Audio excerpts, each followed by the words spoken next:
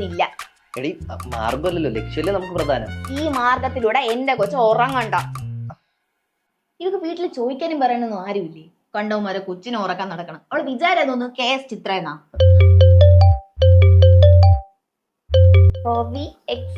Love എടുത്ത് loud speaker അത് വേണോ? വേണം. എടാ, നമ്മുടെ കുഞ്ഞിറങ്ങിയായിരുന്നോ?